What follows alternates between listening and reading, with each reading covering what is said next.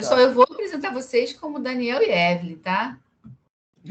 Vamos fazer uma coisa bem informal, Kátia. Começou. Vamos tentar também fazer uma coisa não muito longa para acabar antes de 11 da noite. Vamos lá. Bom, tá aí.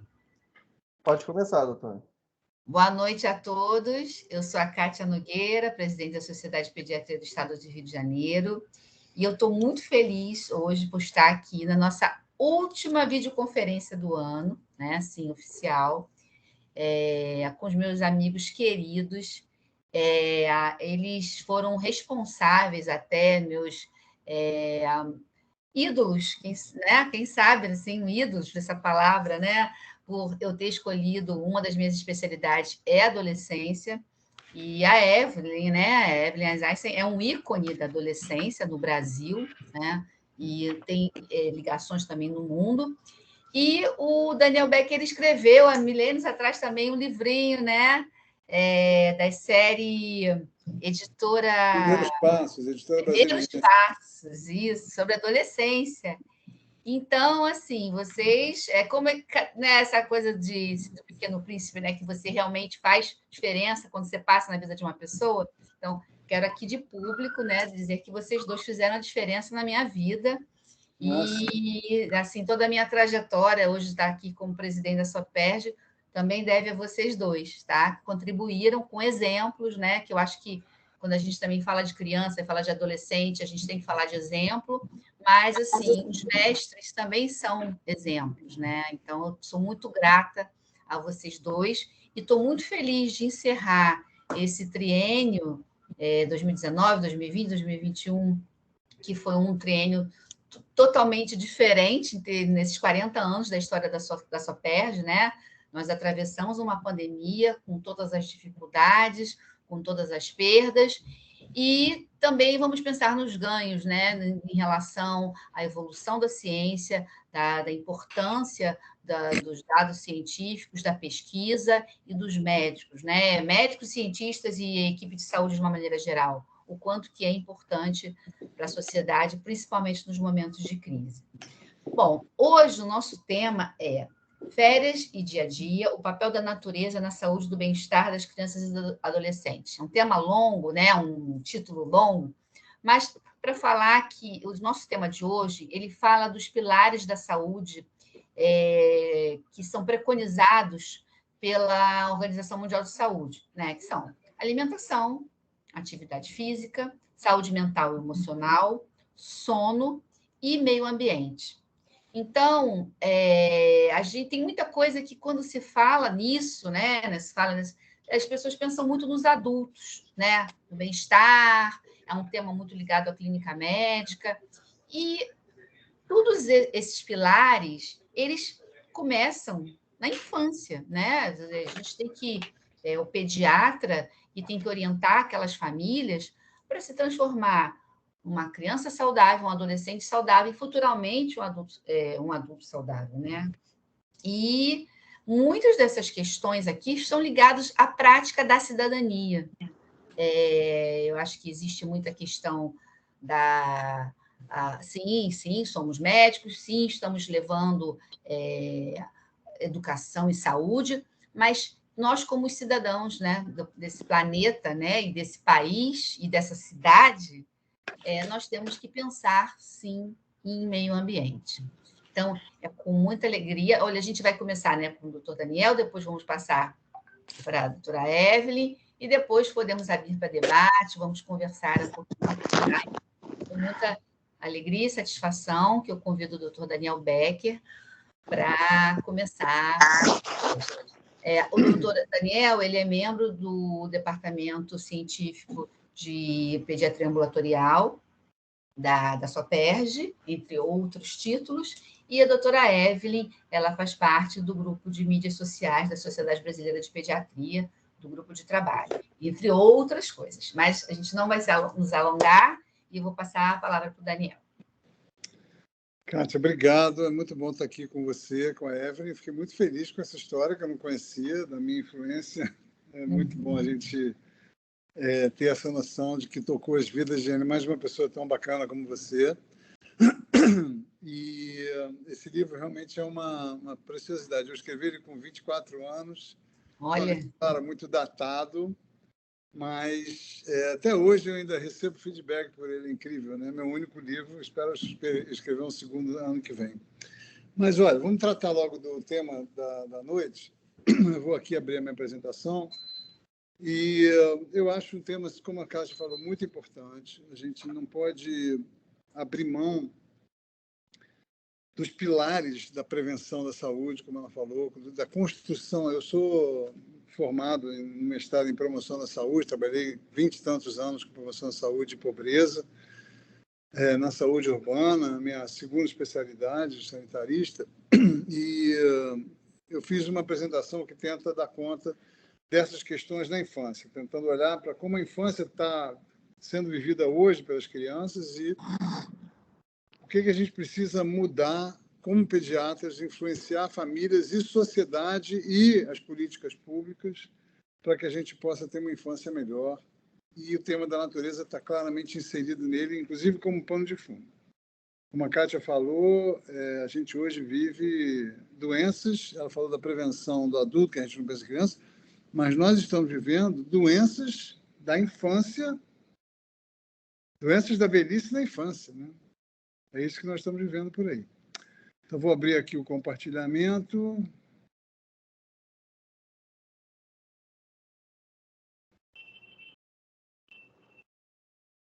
Vocês estão vendo? ainda não. Você tem que... Deixa eu ver aqui Doutor, para que ainda está não. acontecendo. Volta a compartilhar a área de trabalho, por favor.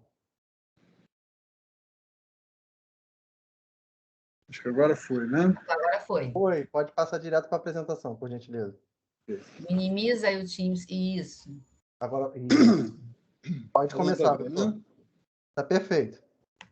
Então, a ideia é trabalhar essa ideia da natureza como determinante da saúde integral da criança. Quando a gente imagina um grupo de crianças felizes e saudáveis, dificilmente algum de vocês vai ver uma criança fazendo dever de casa ou brincando com um tablet. Vão ver cenas como essa aqui. Isso tem um motivo claro, nós somos biofílicos, nós somos seres da natureza, evoluímos na natureza, então todo o nosso funcionamento metabólico, hormonal, mental, em todos os sentidos, todas as dimensões do humano estão ligadas profundamente à natureza e a natureza faz parte de nós e nós parte dela. Então, quando a gente pensa em proteger os nossos filhotes, a gente vai colocar eles no meio que a gente considera aquele que é o nosso meio mais confortável, né? Nós evoluímos durante 7 milhões de anos, desde os primeiros hominídeos, passando pelo Homo sapiens, que aí tem mais ou menos 300 mil anos, da natureza como caçadores e coletores, em profunda relação com ela. Então, não tinha balada, não tinha luz às 3 da manhã, nem televisão. A gente tinha o campo ou a caverna, né? A caçada, a coleta, ou o sono e a proteção. E nosso corpo se preparou dessa maneira, né? Com a atividade física e tudo que isso envolve. Até que chegou a um pouco menos tempo, 30 mil anos atrás, nós viramos agricultores, e aí começamos a nos desconectar da natureza. Foi uma coisa progressiva, porque nós começamos a olhar para a natureza não como uma parte de nós e nós como uma parte dela, mas como algo a ser consumido, a ser utilizado. Então, nós nos separamos da natureza, passamos a olhar para ela com esse olhar do consumo. E daí para cá foi muito rápido. Então, as cidades, né, hoje em dia representam a maioria da humanidade, aqui no Brasil 82%, no mundo já são mais de 50%. Isso trouxe uma série de confortos, mas isso trouxe uma série de problemas também, representados tão bem nessa imagem aqui, né, da desigualdade extrema, que representa uma forma de desconexão extrema, né? Eu gosto muito desse desenho aqui à esquerda, mostrando que a desigualdade, não apenas a pobreza, é o grande mal que nos aflige, é o grande causador de doença. Eu participei de um trabalho da OMS chamado Comissão Internacional, Alta Comissão Internacional de Determinantes Sociais da Saúde, cujo slogan no Brasil era: a desigualdade é a nossa principal doença. E, de fato, a desigualdade adoece a todos nós. A gente desumaniza os pobres, a gente criminaliza os pobres, porque a gente não quer olhar para eles, não quer aceitar que uma imagem como essa de uma criança de 7 anos catando lixo numa favela, quer dizer, o lixo do lixo, de um lugar já pobre, seja aceitável. Então, a gente prefere não ver ela, não é uma criança, isso é um bandidinho, é uma bandidinha, é uma traficante. E aí a gente aceita que a polícia entre no horário escolar numa favela tirando no horário que as crianças estão voltando para casa, né? Essa desigualdade na ética da vida, umas vidas que valem mais, outras menos, já cria uma falta de ética na sociedade, corrompe a ética social em todos os seus aspectos, em todos os seus setores. Então, nós vamos sofrer todos pela falta de ética, na justiça, na polícia, na política, nas relações interpessoais, nos negócios, né? Isso tudo vai custando para a gente. A gente também quer se isolar, a gente quer se fechar, a gente associa a pobreza com crime, então a gente se fecha cada vez mais, se isola cada vez mais em condomínios, em carros blindados, e a gente perde o acesso, inclusive, ao que é público. A gente prefere o hospital privado, porque o hospital público é coisa de pobre, prefere a escola privada, porque a escola pública é coisa de pobre, e vai desvalorizando o que é público. Depois a gente se afasta do transporte público e do espaço público, finalmente, a gente vai se isolando cada vez mais.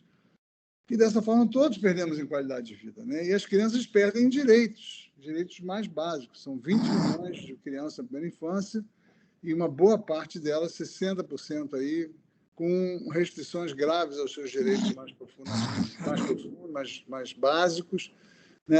Submetidas a enormes índices de violência do trabalho infantil, do racismo, das políticas públicas precárias, mas especialmente a violência propriamente dita na casa, na rua, da polícia, no trânsito, né? Essas manchetes que surgiram aí na época que o menino Henry foi assassinado por um miliciano, vereador do Rio, né? A gente viu manchetes chocantes com essa. E esse Unicef é um trabalho, é uma pesquisa que eles lançaram esse ano, mostrando a quantidade inaceitável, absurda de crianças morrendo a cada minuto no Rio de Janeiro. Numa sociedade como essa, a educação é um imperativo moral, né? No entanto, a gente não está dando atenção devida à educação. A gente tem aí o MEC completamente destruído nesse governo, né? Destituído por 3 ministros que nunca foram ministros, 3 ineptos, e o MEC deixado às traças, se preocupando com moralismos imbecis, em vez de se preocupar com a educação. Ainda sobrevivendo por causa dos funcionários de carreira, né? Então, isso nos desconecta muito da nossa natureza e da natureza propriamente dita. Nós estamos todos desconectados. Essa imagem me remete muito a essa ideia de desconexão, né? Você botar uma criança que vai se beneficiar da natureza, em vez de botar ela numa grama natural, em brinquedos de madeira, você coloca ela em brinquedos de grama artificial, de plástico e de madeira, imitando plástico. Eu acho isso de uma inteligência. E se você for em condomínios de escolas, a grande maioria está dessa maneira, né? Essa desconexão está levando aos principais problemas de saúde da humanidade, que não são mais as doenças infecciosas. As doenças que nós temos hoje que estão matando mais, que são essas aí, as doenças crônicas não transmissíveis, e a sindemia, que é essa integração da doença infecciosa com as doenças crônicas, que representa exatamente os grupos de risco da pandemia do coronavírus, ela está diretamente ligada a essa desconexão. Vocês podem ver item por item, né? Aqui estão os fatores causais: a desigualdade, a alimentação ultraprocessada, o estresse, a violência, os problemas ambientais, o sedentarismo, o excesso de telas, no caso das crianças, dos adultos também, e o isolamento social, né, que estão diretamente ligados, não é mais bactérias e micróbios, mas sim essa desconexão, que começa ainda antes do nascimento, né, quando uma mulher quer ter um filho. Hoje em dia, ela, em vez de ter essa oportunidade maravilhosa de quase de uma recriação da vida divina, um ato divino de criação da vida, ela é submetida a uma cesárea desnecessária, onde ela vai ter tubos e remédios e anestésicos, e uma completa desvinculação do ato de nascer, apesar de que muitas vezes a cesárea pode sim ser feita de forma humanizada, a gente sabe disso, mas quando ela é 86% do setor privado faz cesárea, tem alguma coisa muito, muito, muito errada. A gente sabe também das consequências, todos nós sabemos bem das questões ligadas às complicações da cesárea para a mãe e para o bebê, as vantagens do parto normal para a mãe e bebê. Mais recentemente, aí estamos a par dos enormes benefícios da microbiota, né, que é uma frente de estudo importante, e a gente está impedindo que essa criança passe pelo canal do parto desnecessariamente, né, simplesmente por uma questão de desigualdade, porque aqui ninguém tem parto em hospital público, e por isso você, para tirar uma obstetra de casa, você tem que pagar, e ele prefere fazer cesárea para não perder o consultório, e por uma questão também de produtividade do sistema hospitalar, né? Então, isso tudo vem criando a cultura da cesárea, que é uma cultura mentirosa, que, na minha opinião, faz parte desse clima de violência obstétrica, né? Quando uma taxa de cesárea é aceitável é 15%, a gente tem 86%, tem alguma coisa muito violenta nisso. Na amamentação, nós estamos bem melhores, inclusive tem uma estatística recente agora do Ministério da Saúde de uma melhora muito importante no nosso índice de amamentação. A gente estava com 56 dias há cerca de 10 anos, hoje em dia passou para 3 meses, a gente aumentou 30% em amamentação exclusiva, não sei se vocês sabem disso, mas ainda assim, né, 3 meses é muito pouco, né? Isso tem a ver, obviamente, com as estratégias da indústria, que compete diretamente com o leite materno. Não adianta vir com disclaimerzinhos em letras minúsculas dizendo que é a favor do leite materno, que o leite materno é melhor, que isso é obrigatório por lei. Na verdade, o que eles fazem é certamente destituir o leite materno, e fazem isso desde o início do século XX, com estratégias como essa, distribuição de leite e mamadeiras na maternidade, para gente pobre, inclusive, no Hemisfério Sul, na África, no Nordeste, na Bolívia, nos anos 60, miseráveis. Isso causou, pela confusão de bico e pela sequência da mulher que vai para casa e não pode comprar outra lata e usa água suja, a morte de milhões, possivelmente milhões de crianças, tanto que a Nestlé tem um apelido de baby killer entre as ONGs que combateram essa prática, que conseguiram levar ao Códex Alimentar de 1981. E, no entanto, continua esse tipo de propaganda, que é legal, né? A propaganda ilegal é para o consumidor, mas continua nas latinhas, com nomes tipo Premium, Supreme, Pro Futura, que são nomes, obviamente, marqueteiros, e mensagens como essa em congressos, onde o leite materno está ali nas letrinhas pequenininhas embaixo, onde o Nando, no outro, que fica, isso é criminoso, né, da empresa que coloca a obesidade infantil como seu principal assunto no site para pediatras e, na verdade, diz que a fórmula dela dá menos obesidade, mas ela se dedica integralmente à produção da obesidade depois da fórmula, é uma coisa impressionante, e que continuam, apesar da proibição, a fazer a distribuição de mamadeiras e fórmulas em países como as Filipinas, né? Mais tarde, a criança cresce, a gente está se desconectando, a gente se desconecta do nascimento natural, se desconecta da alimentação natural do bebê, se desconecta da alimentação saudável e natural, né, com alimentos, com comida de verdade, da criança mais velha e do adulto. A criança abandona a alimentação clássica brasileira, que é uma das mais saudáveis do mundo, né, rica em fibras, em proteínas, em vitaminas, para trocar para uma alimentação absolutamente nociva, destrutiva, cheia de açúcar, sal, gordura, e uma engenharia alimentar sofisticada para escravizar o seu paladar, também com aditivos vários deles cancerígenos, aditivos como benzoato de sódio, que perturba totalmente o microbioma e causa, inclusive, hiperatividade nas crianças,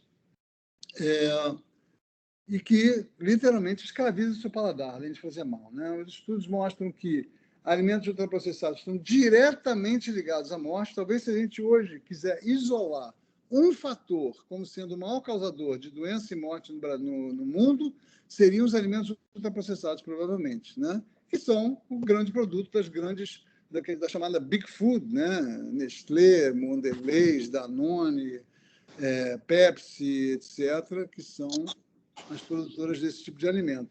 Esse ganho, esse predomínio, essa troca, a transição de uma cultura alimentar saudável, uma alimentação adoecedora, está se dando pela força do poder econômico, né? Então, anúncios que dizem que uma supermãe, para ser supermãe, você tem que dar um achocolatado para o seu filho que tem 50% de açúcar, usando propaganda infantil, que é uma propaganda 100% covarde. Não existe propaganda infantil boa, né, porque ela usa a inocência, a falta de discernimento da criança para associar o amor dela por personagens ao pior tipo de produto possível, né, e mentiras como essa de uma campanha, de uma coisa que os pediatras prescrevem, que é ultraprocessado, que tira justamente a possibilidade da criança se interessar por alimentação natural e que faz uma sacanagem dessa, para usar um termo bem brasileiro, de dizer que o crescimento do filho vai depender de um suplemento alimentar, né? Isso, para mim, é criminoso, não tem outra palavra.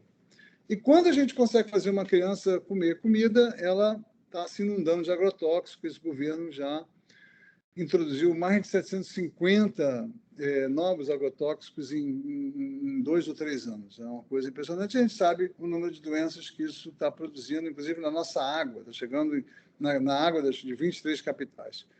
Obviamente, isso tem uma consequência clara, a obesidade no Brasil disparando. Isso é agravado pelo fato de que a gente não tem mais cenas como essas nas nossas cidades.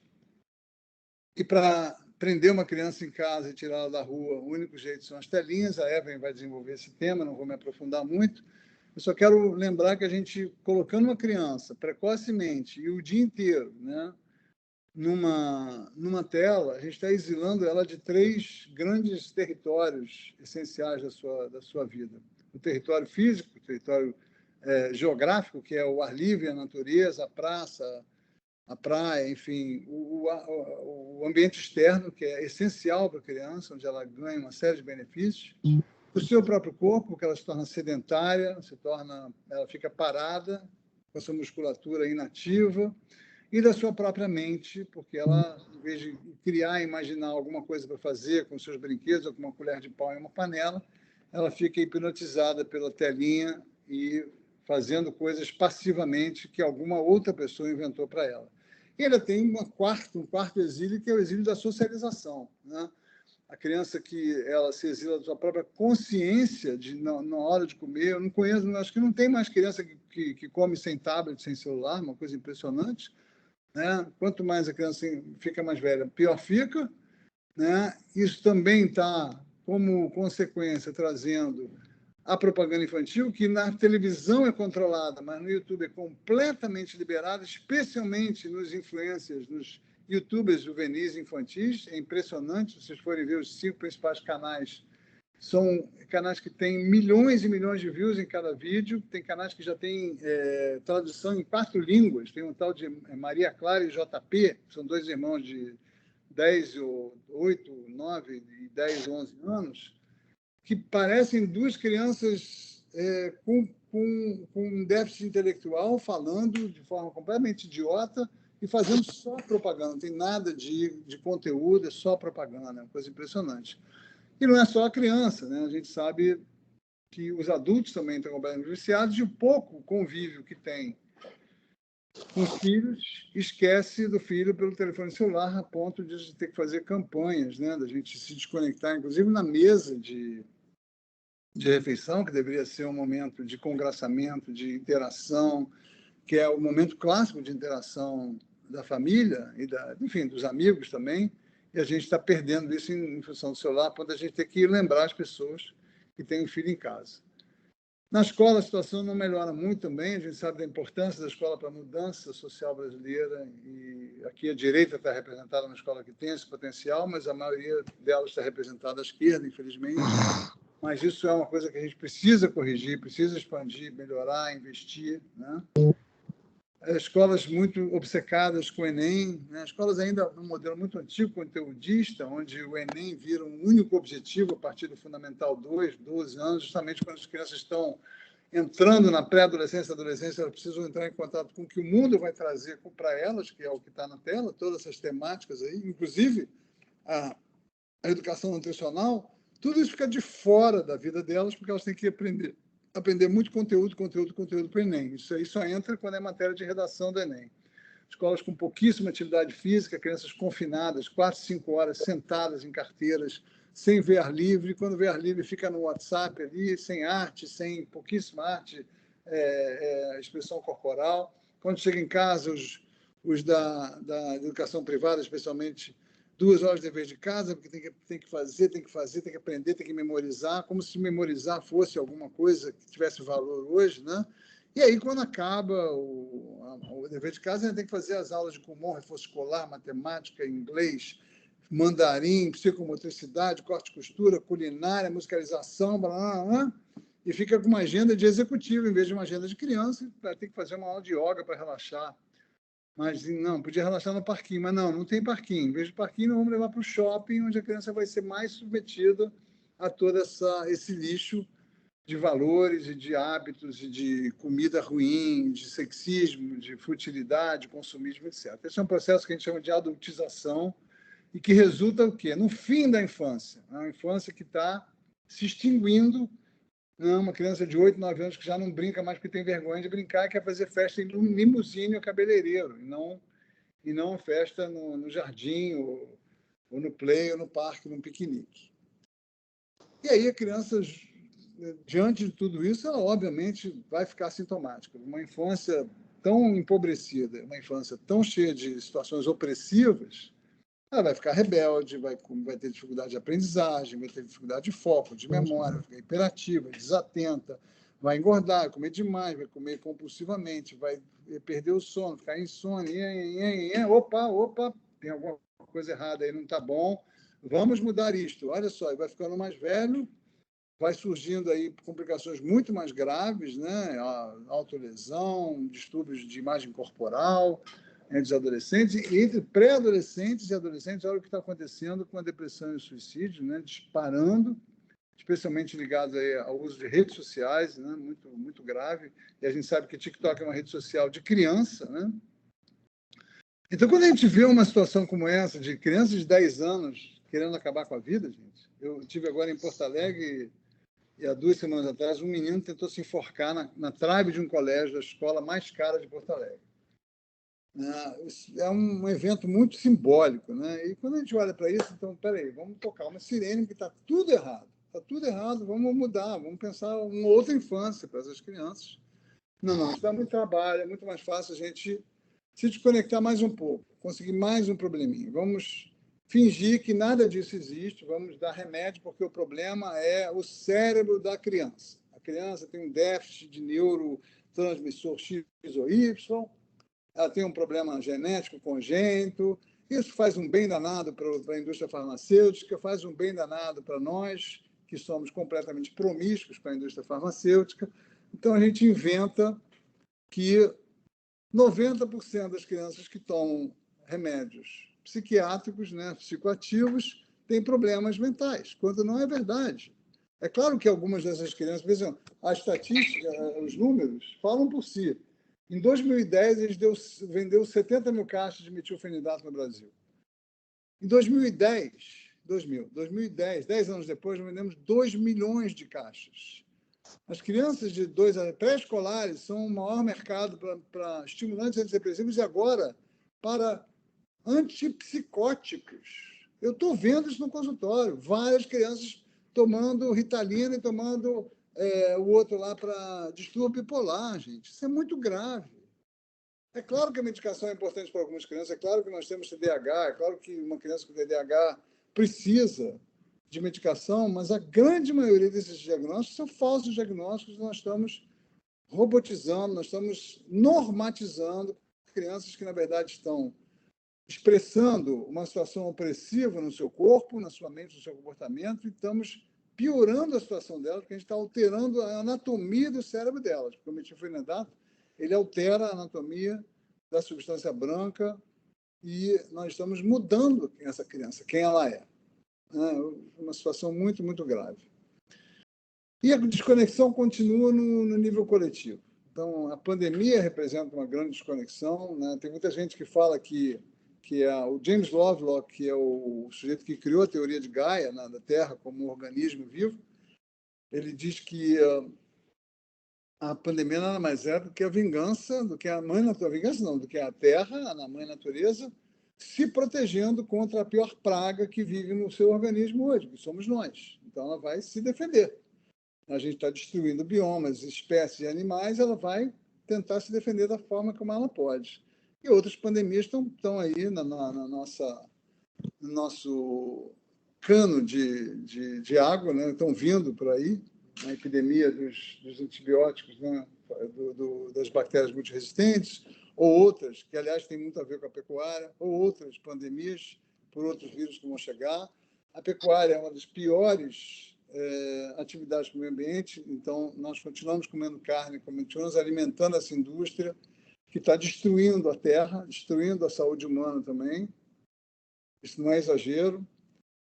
As queimadas, né, representando a nossa principal atividade ambiental, né, estamos desmatando e destruindo a floresta e, dessa forma, contribuindo de forma significativa com a crise climática que está vindo aí, que não é mais crise climática, é colapso climático, e que não é mais para daqui a 200 anos, já é mais para os nossos bisnetos, é para os nossos filhos.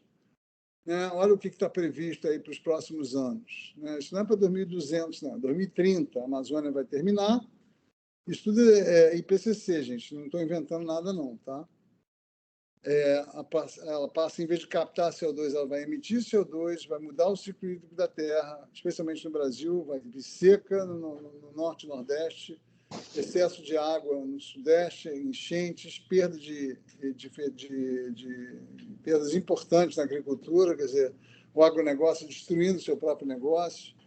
Em 2030 acaba o gelo no Polo Norte, vai aumentar o aquecimento, a tunda siberiana vai liberar metano, vai aumentar o aquecimento, o mar vai aquecer demais, os corais morrem, vai acabar a pesca, depois acabam as abelhas e acaba a comida e acaba tudo, gente. Nós estamos caminhando, se não fizermos nada, para um planeta 3 a 4 graus mais quente e a extinção em massa, inclusive a nossa extinção.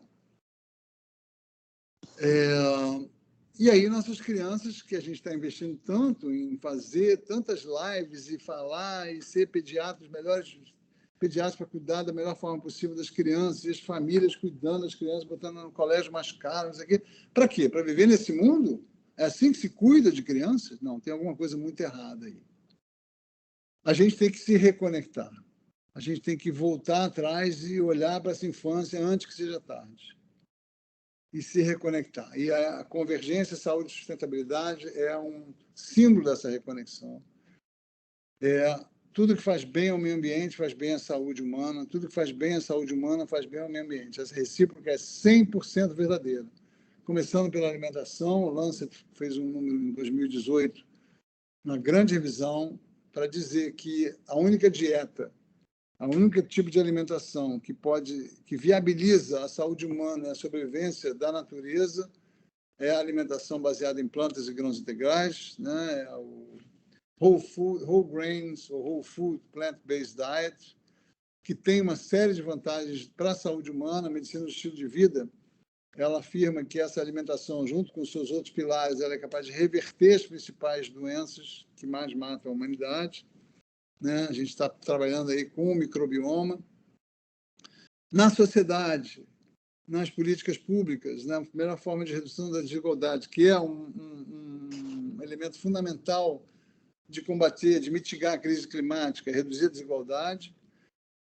Investimento na primeira infância é a forma mais rápida e eficaz de reduzir a desigualdade, já dizia o James Heckman, né? Ele falava da pré-distribuição de renda, quer dizer, o investimento na primeira infância tem tanto retorno em termos de saúde individual e coletiva, de habilidades, saúde mental, física, social, de cidadania, que você reduz os gastos lá na frente com programas como esses que estão vendo aí. E nós temos vários programas integrados, de políticas integradas para a primeira infância, basta a gente expandir, investir e disseminá-los. E, finalmente, a reconexão da criança com a natureza, que também faz parte dessa grande reconexão. A natureza ela tem inúmeras vantagens para a criança, né? Ela é um sistema muito ensinante, que ela estimula a curiosidade e a descoberta, ela melhora todas as qualidades possíveis da criança, a força física, a coordenação motora, a capacidade aeróbica, a memória e a concentração e, portanto, o aprendizado, a socialização, a imunidade, o sono, a alimentação.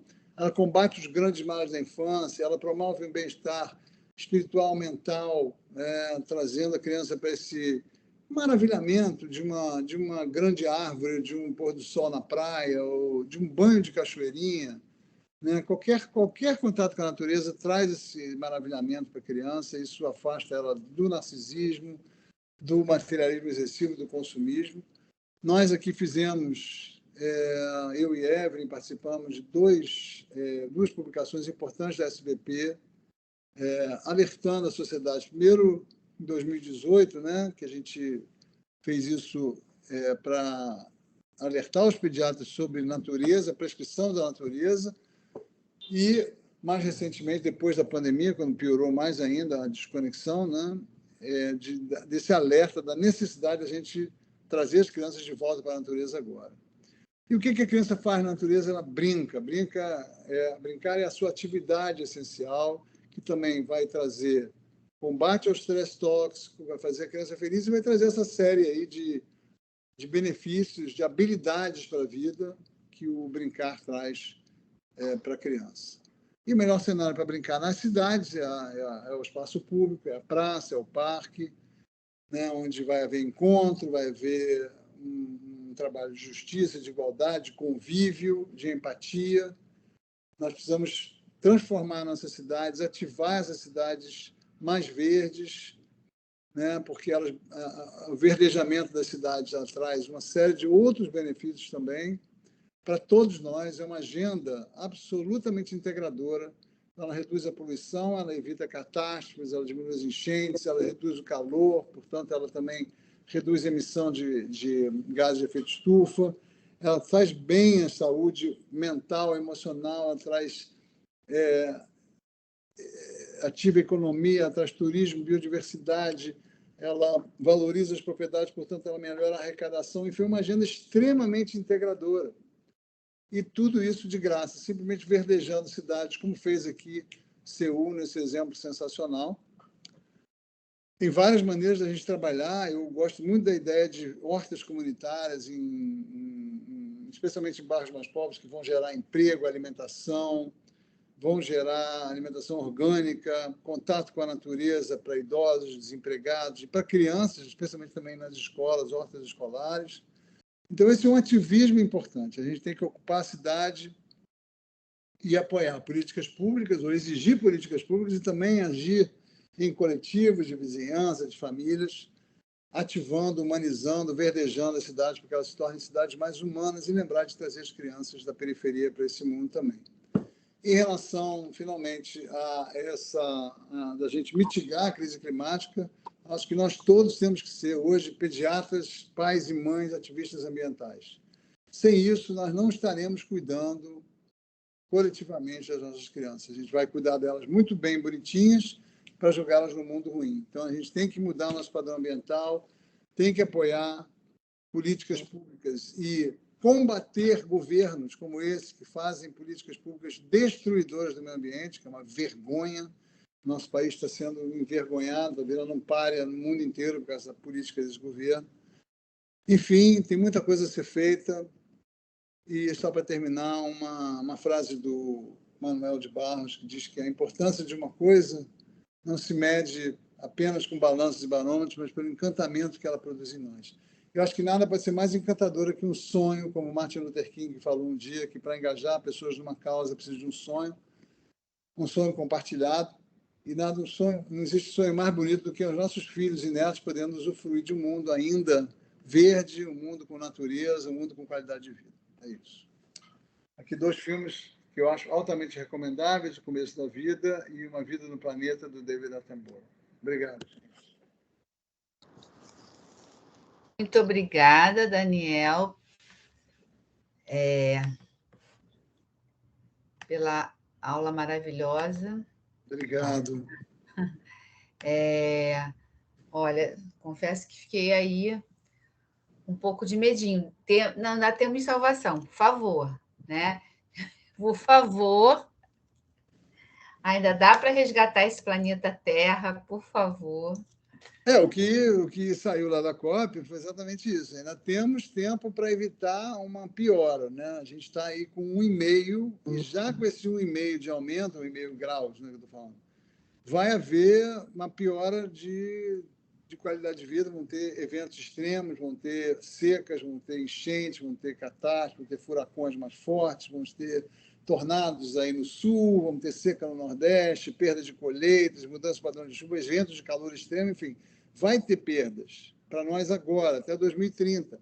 Mas até 2030 a gente tem que cair muito a produção de CO2 e aumentar a captação para poder garantir que as nossas crianças possam... A gente tem basicamente uma década para fazer mudanças rápidas. Então, a gente precisa de... É claro que você reciclar e parar de comer menos carne ajuda, mas o que ajuda mesmo é política pública. Por isso, a gente tem que pressionar governos desesperadamente. Seja qual for, esse governo é caso perdido, mas o próximo governo, seja qual for, a gente vai ter que ir para a rua e exigir políticas ambientais sérias em nome das nossas crianças. Acho que nós, pediatras, temos que nos engajar nessa causa. Se a gente quer defender a infância, a gente tem que defender o meio ambiente, não tem jeito. Muito obrigada. Agora eu vou passar a palavra para uma avó, que a avó sempre tem esperança, né? Ela quer um mundo melhor para os netos. Então, acho que eu passo a palavra com muita felicidade, muito orgulho para a doutora Evelyn Aizayce, que vai nos falar, nos brindar aí com mais observações sobre essa questão da criança e do adolescente usufruindo o dia a dia, usufruindo das férias ao ar livre. Vamos lá. Então, é uma enorme alegria. Vocês estão me ouvindo? Estão me vendo? Sim. Então, é uma enorme alegria estar falando com vocês. Kátia, agradeço muito, nós já fizemos muita carona, Daniel também, estamos juntos como sempre. Mas eu quero focar justamente na questão das férias, né? Então, estamos em dezembro, férias, festas, viagens, e cadê aquela alegria das crianças, né? Então, nós estamos vivendo, e realmente concordo com o Daniel, um momento em que são tecnologias versus humanismo, né? Então, acabamos de ter um congresso de telemedicina e telesaúde nacional e internacional, e eu fiquei impressionadíssima, porque as tecnologias vão nos estar invadindo, não só 5G, 6G, cidades conectadas, mas faltando aquele segredinho que eu chamo a conexão humana, a conexão afeto, a conexão amor, a conexão carinho, ou, como a Kátia acabou de dizer, a conexão família, vovó. Eu agora sou vovó Vevé, imaginem vocês. Então, é isso que está faltando. E eu fico perguntando o porquê, né? O porquê, porque o outro lado da questão é não só o poder tecnológico, mas o poder econômico. E aí eu pergunto a todos vocês, o que vale mais? Sair nas férias para ir no teatrinho, no shopping, ou dar a mão ao seu filho e caminhar lá pela orla, aqui no Rio de Janeiro, da praia, da Lagoa, do Parque Lage, do Jardim Botânico, passear no Pão de Açúcar, no Parque Madureira, até via o Corcovado, ou ver um pôr do sol, né? Na minha época, a gente ia ver pôr do sol no Arpoador. Só de escalar aquela pedra era uma alegria para as crianças. Então, é importante nós resgatarmos uma emoção que ficou perdida nas telas. É o que eu chamo telite, né? Nós cunhamos esse termo telite porque a tela que era para ser não, ela é ainda, né? Uma rede de informação, de conhecimento, de conexão, mas ela se tornou também um lixo digital, né? Então, não só fake news, conteúdos, enfim, como o Daniel falou, influencers e YouTubers falando bobagens, né? E eu fico sempre perguntando nas minhas apresentações os 3 passos mais importantes, né, do uso das telas. Não é só a conexão em si, que, por exemplo, é o que nós estamos fazendo aqui. Olha a alegria da tecnologia, né? Aliás, não tanta alegria assim, porque sempre tem um estresse para conectar. Mas tudo bem, conseguimos conectar. Vamos lá. Né? Mas, então, a tecnologia é ótima nessa questão. Mas e qual é o contexto dessa criança? Aonde essa criança está inserida? Qual é a família onde ela está? É uma família que protege? É uma família que abandonou essa criança perante a tela, a televisão ou smartphone? Então, voltamos à questão do afeto. Mas, além da conexão, é sempre quem é que está do outro lado da tela. Essa é a grande questão, né? Nós temos de tudo, youtubers, aliciadores, enorme indústria do consumismo, como o Daniel falou, né? E ela está trazendo que essa criança se torne um algoritmo, um robozinho, que vai de lá para outro conteúdo, são o que nós chamamos a psicologia, não só do marketing digital, mas psicologia da persuasão, né? E mecanismos de recompensa que trabalham, ou vamos dizer assim, trabalham não, estimulam a dopamina e o cortisol. E por isso essa criança vai ficando dependente dessa tela. Vamos colocar o contrário, chegou as férias, vamos lá, vamos oxigenar, vamos colocar essa criança brincando no espaço livre, aonde ela possa produzir mais oxigênio, vai correr, vai produzir mais endorfina, vai sentir prazer, vai dar a mão ao seu filho, aos adolescentes, né? Como era bom acampar, como era bom ir para um espaço público, uma fazenda. Falando em vovó, minha neta foi numa fazenda, né? Foi dar como leitinho de mamadeira para um cabritinho. Imagina, nunca tinha visto um cabritinho. Né? Ver uma árvore, ver uma colmeia.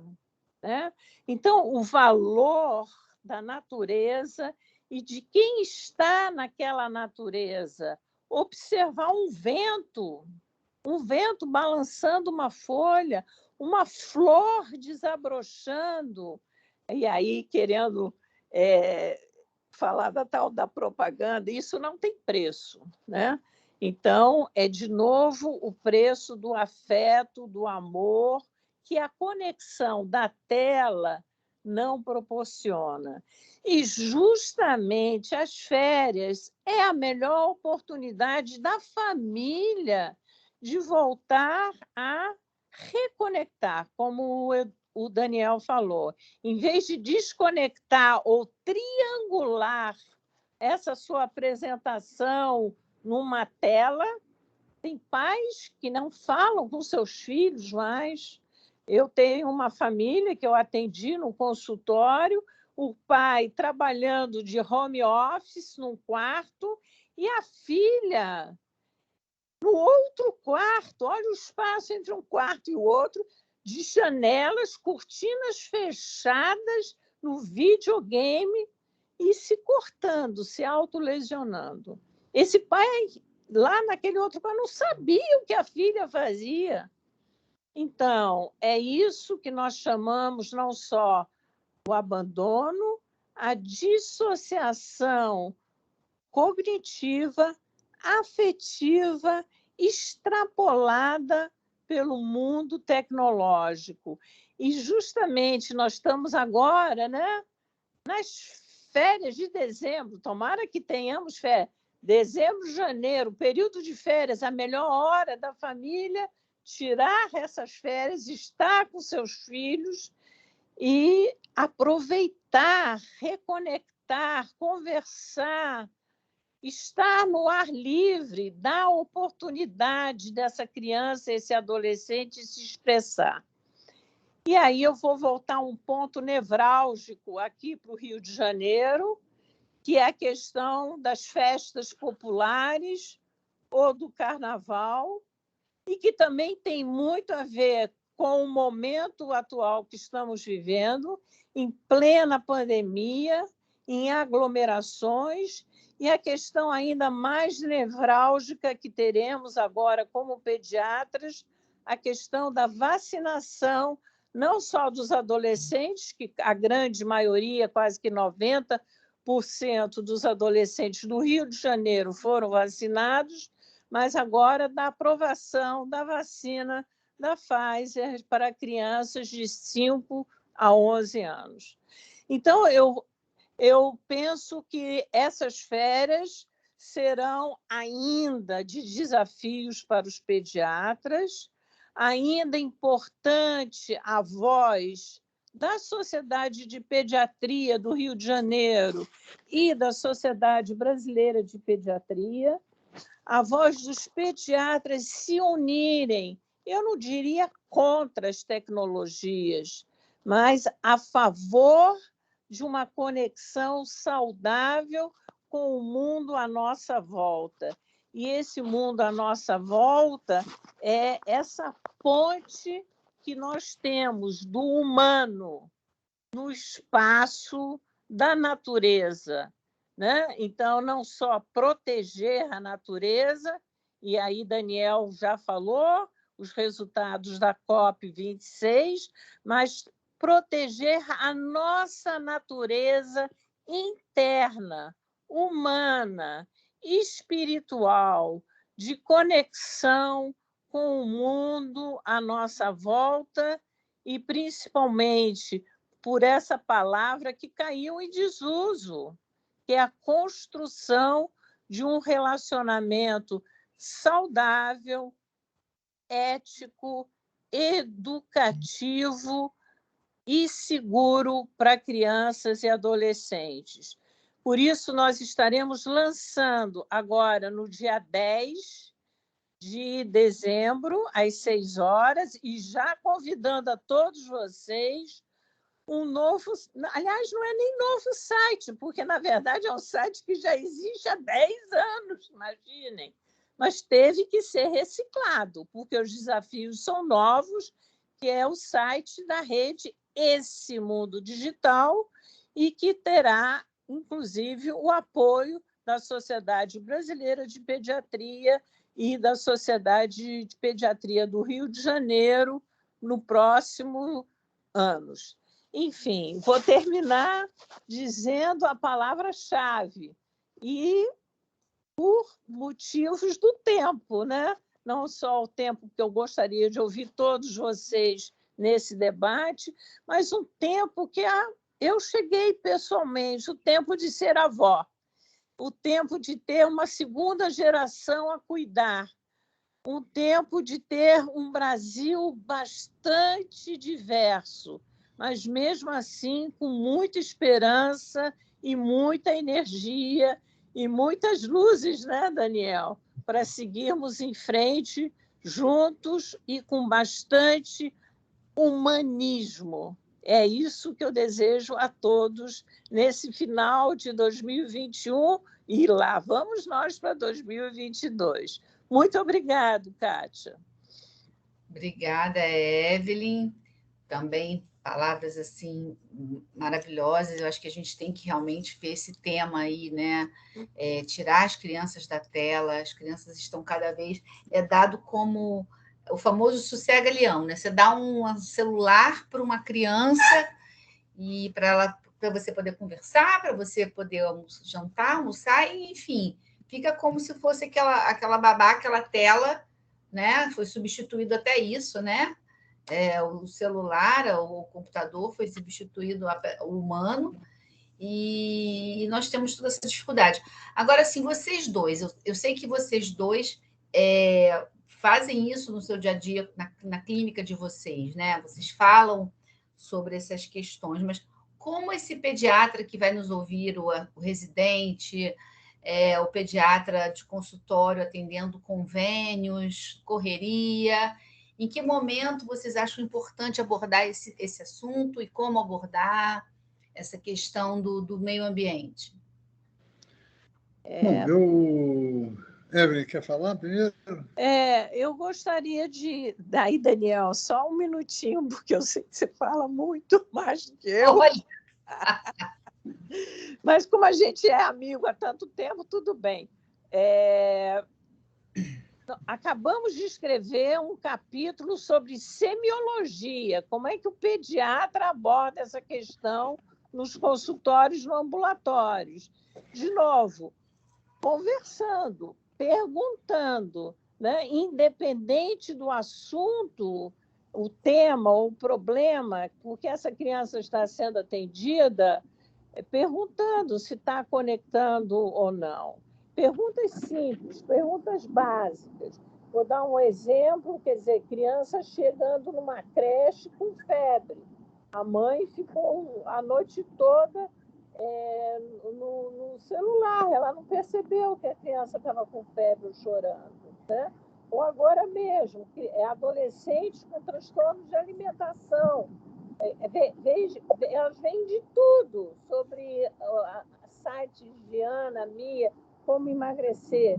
Ou um outro novo desafio, o vaping, né, que é o cigarro eletrônico. Então, se o pediatra não perguntar, ele nunca vai diagnosticar, né? É importante o papel do pediatra em orientar a família. E eu falo sempre, aliás, Daniel, nós escrevemos já isso, né, no nosso primeiro documento, prescrever a vitamina N, né, vitamina N de natureza, né? Eu tenho prescrito isso. Saia para caminhar com seu filho no final de semana, vai para o aterro, vai para o Jardim Botânico, vai para a Lagoa, né? Vai conversar com o seu filho. Então, vitamina N de natureza, né? Eu acho que a questão, o outro lado da tecnologia, né? É voltar ao humano, à natureza. Daniel. Obrigada, é isso. Eu acho a pergunta da Kátia é muito importante, né? Porque a gente fica na teoria aqui, falando umas coisas bonitas e tal, mas como é que a gente transforma isso na prática? Acho que a coisa mais fácil é fazendo, como a Eva falou, uma boa anamnese. E da boa anamnese, é importante, o que eu faço é perguntar como é a rotina dessa criança. O que é que ela faz desde que ela acorda de manhã até ela ir dormir de noite. Então, a criança que acorda, isso é muito comum. Você começa a descobrir o que essa criança de fato está fazendo. Ela acorda às 7 horas, toma café, vai para a escola, volta às 11, do meio-dia, senta na televisão. Às vezes ela toma café vendo televisão, com um tablet na mão, volta às 11, meio-dia, almoça vendo televisão, faz um dever de casa de meia hora, fica mais 2, 3 horas na televisão e sai para alguma aulinha de inglês ou coisa parecida, volta, fica no videogame, fica no tablet, fica no celular, dependendo da idade, e vai dormir olhando o tablet, o celular ou vendo televisão. Então, é uma criança que ela só viu a natureza da janela dela, né? Não teve nenhum contato, de fato, com a natureza, não teve contato com a atividade física, com o livre brincar, né? As pessoas estão esquecendo que criança sabe brincar. Mãe, não tem nada para fazer. Assim, pô, vai brincar, minha filha. Vai lá pro teu quarto, não me enche o saco, não. Pronto, você ligou o cérebro dela. Ela vai ter que ativar a imaginação e a criatividade dela. Pega uma caixa de sapato, pega um par de meia, faz uma bolinha e vai jogar bolinha na caixa. Não é possível que as crianças tenham desaprendido a brincar nos últimos 20 anos. Elas não desaprenderam, elas continuam sabendo brincar. Mas a gente deixa ligar o celular e a televisão para tudo. E é claro que são atividades que são muito mais atraentes para a criança. E ela vai ficar hipnotizada, né? Então, a gente tem que ajudar os pais a acordarem para essa grande descoberta que é a criança sabe brincar. Criança na natureza. Você pega uma criança assim, vão para a praça, ela fica desesperada. Não, quero aqui jogar videogame, estou acabando. Não, você vai para a praça agora. Ela vai chorar, vai se debater, vai chegar na praça mal-humorada. Em 5 minutos ela está correndo atrás da pomba, chutando bola, brincando com as outras lá no playzinho. A gente esquece disso, a criança precisa disso. E ela pede isso, de fato. Ela pede depois que a gente ultrapassa essa primeira barreira, a primeira resistência, que tem a ver com a resistência induzida pela indústria, que é a mesma resistência que os ultraprocessados geram em comida natural, a indústria de telas usa também o mesmo tipo de tecnologia de cativação da atenção para que ela não queira sair da tela, que queira ficar lá até morrer. Então, é colhendo uma anamnese detalhada da vida dessa criança que a gente pode ajudar a aconselhar essa família a melhorar a rotina dela. Deixa eu complementar justamente o que Daniel falou, né? Então, não só jogos de socialização, né? E eu não estou nem falando de bola de gude, eu estou falando bingo. Vamos brincar de bingo, vamos brincar de brincadeiras que nós sabíamos fazer, né? Na natureza, então, maravilhoso. Pique-pega, amarelinha, e por aí vamos. Mas eu quero chamar a atenção para vocês porque o vício, né? A indústria de entretenimento no momento, a indústria mais rica, conseguiu superar a indústria de armamento e a indústria de petróleo, imaginem. Então, e elas querem fisgar, é o que a gente chama o phishing, né? Elas querem pescar a cabeça, o cérebro dessa criança, porque é o consumidor, né? Então, os pais precisam entender que ficar digitando na frente da tela não vai fazer criança nenhuma nem mais feliz, nem mais inteligente, né? Os pais precisam aprender que essa criança vai se tornar dependente mesmo, tecnológico, né? E nós estamos vendo isso, nós estamos alertando sobre isso, né? A indústria de fumo levou 50 anos para dizer que fumo, cigarro faz mal à saúde, né? E o usuário, olha a palavra, usuário de drogas ou usuário de telas, é a mesma palavra, é um fator externo. Então, de novo, importante de nós desenvolvermos os fatores internos dessa criança no mundo externo, que é o afeto, oportunidades, como o Daniel falou, de brincar na praça, de correr ao ar livre, de fazer um pique-pega, tanta coisa que a criança pode aprender na família e nas escolas, né? Eu só quero chamar a atenção que muitas escolas se tornaram depósitos de criança. Os espaços de recreação, olha, era aquela alegria, né? A hora do recreio. Os espaços de recreação se tornaram, sei lá, 4 metros por 4 metros. Né? Não tem nem tempo para se lanchar, ainda mais para conversar e ainda mais para correr. Então, é preciso nós revermos essas questões para esse mundo que está aí na nossa porta, né? Em 2022. Obrigada. Eu quero agora para as considerações finais de vocês. Estamos chegando no nosso tempo. Foi maravilhoso esse debate. Podemos começar com o Daniel, então.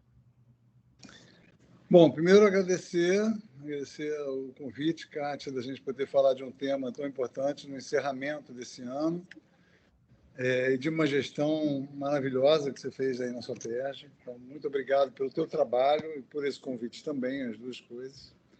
Queria dizer que eu fico muito feliz em poder falar desse tema para pediatras, para médicos, para famílias, e que a gente tem que realmente abrir um pouco mais a nossa consciência, ampliar a nossa visão, para poder falar de uma infância mais feliz e mais conectada. Se a gente não fizer isso, nós estamos falhando como pediatra. A gente ficar focando só em doenças e tudo mais, é claro que isso é importantíssimo, mas a gente não pode se limitar. A gente tem que ampliar o nosso escopo de atuação e pensar na infância do ponto de vista coletivo e pensar no futuro dela, e dessa forma essa atuação se torna obrigatória, pensar na natureza como essa reconexão, nessas convergências saúde e sustentabilidade.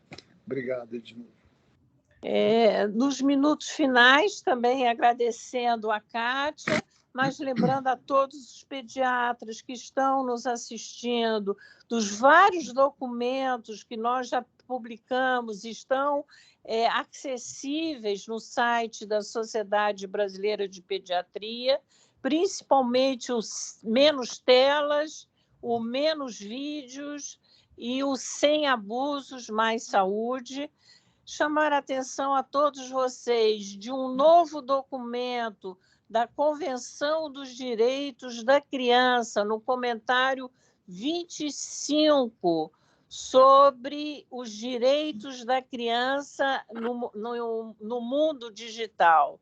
Esse documento, inclusive, já foi traduzido para português, né? E ele está acessível também no Instituto Alana, que foi quem fez a tradução, e está sendo compartilhado na rede que eu mencionei, esse mundo digital. Então, para todos que estão nos assistindo, o mundo aumentou, né? Expandiu através da tecnologia, mas nós nunca tivemos tão dependentes, né? E o vírus mostrou justamente isso, né? Então, não é só o vírus da tela, mas o vírus que está no ambiente e, principalmente, que, de qualquer maneira, tentou destruir o quê? O humano, né? Então, eu acho que tem uma simbologia muito importante, né? Entre vírus de telas, haters, né? Pessoas que produzem fake news e os vírus que nós já conhecemos como pediatras, né? Então, a vacina é reflexão, mais estudos e, principalmente, a palavra que Daniel usou, que é a nossa consciência como humano, né? E agradeço mais uma vez a oportunidade. Obrigada. A nossa colega aqui, a Deir, que também é avó, ela fez um comentário em cima das falas de vocês, que é o que sente exatamente isso, conexão, carinho, importante, né? A importância do carinho, do amor, da compreensão humana, e o que falta atualmente parece ser difícil de ser reconquistada, né? A conexão com o humano. E eu lembro, essa semana, como eu falei, teve a live de espiritualidade, e o palestrante ele falou uma coisa, que no início do século XX, as pessoas falavam, aquele pessoal, aqueles loucos que ficam falando de saúde mental, o que é isso, o que é psicologia e tal. Então, agora a gente está no início do século XXI, quer dizer, né, 2021, mas no século XXI, então tem essas pessoas que estão falando de espiritualidade, estão falando de sustentabilidade, estão falando de pediatria e natureza, que gente cabeça é essa, né? Que mimimi é esse? Eu acho que futuro a gente vai, olha lá, aqueles caras estavam falando, quem sabe, né? Seja a gente questão é a gente chegar nesse futuro, hein, Kátia? Vamos chegar lá sim. Tá? Então, eu quero agradecer imensamente por vocês estarem aqui. Muito obrigada pelas palestras maravilhosas. Eu tenho certeza que essa palestra vai ser muito vista, né? Somos poucos e bons, mas vamos reverberar essas ideias aqui que foram fantásticas. Eu estou muito orgulhosa de pertencer à sociedade, de ter presidido, e eu quero já agradecer a ajuda dos dois, né? De vocês aí, sempre que nós pedimos, sempre que a SOAPERJ solicitou, vocês estiveram ao nosso dispor, tirando dúvidas, nos auxiliando. Então, eu quero agradecer imensamente, dizer que a gente está fechando com chave de ouro e desejar boa noite a todos, um bom 2022, com saúde e mais, né, se Deus quiser, mais ao ar livre, né? Com mais amor, mais conexão e mais saúde para todos. Um bom ano para todos nós. Obrigado. Obrigada. Boa noite, doutor. Tchau, pessoal. Doutores. Obrigado a todos. Boa noite.